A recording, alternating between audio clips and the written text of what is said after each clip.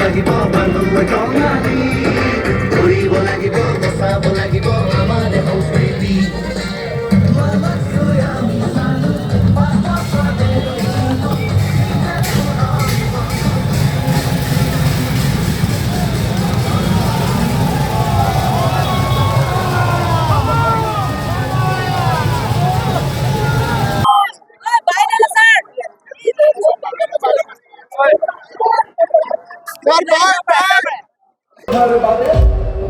এই ৰং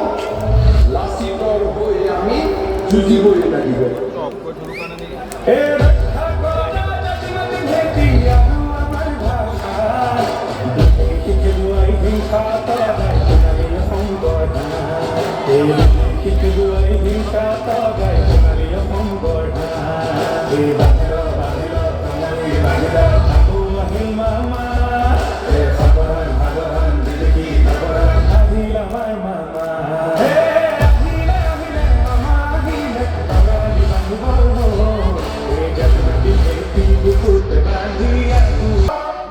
বিজেপিয়ে মিটিং পাতিব পাৰে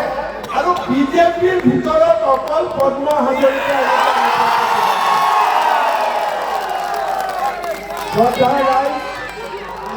আপোনালোক সকলোৱে জানে যে 2026 চনত বিধানসভাৰ নিৰ্বাচন আৰু কেইটামান দিনৰ ভিতৰতে ঘোষণা কৰা হ'ব এই নিৰ্বাচন আমাৰ বাবে অতি গুৰুত্বপূৰ্ণ নিৰ্বাচন কাৰণ যোৱা 5টা বছৰত আমাৰ অক্লান্ত প্ৰচেষ্টাত আৰু আপোনালোকৰ আশীৰ্বাদত আমি অসমখনক এটা পৰ্যায়লৈ লৈ আহিম যিখন অসমত ৰাষ্ট্ৰীয় ঘাইপথত এদিন গাড়ী নচলিছিল এতিয়া আমাৰ অসমৰ ৰাষ্ট্ৰীয় ঘাইপথত এৰোপ্লেন অৱতৰণ কৰে উৰাজাহাজ কৰে আপোনালোকে দেখিছে আমাৰ কি ধৰণে প্ৰধানমন্ত্ৰী ডাঙৰীয়াৰ নেতৃত্বত ৰাষ্ট্ৰীয় ঘাইপথত আজি নদুৱাৰ জামুগুৰি চাৰিদুৱাৰ গুৱাহাটীৰ নিচেই কাষ পালেহি আজি দুখীয়া দৰিদ্ৰ মানুহে অৰুণোদয় আঁচনিৰে উপকৃত হ'ল মহিলা উদ্যমিতাই আমাৰ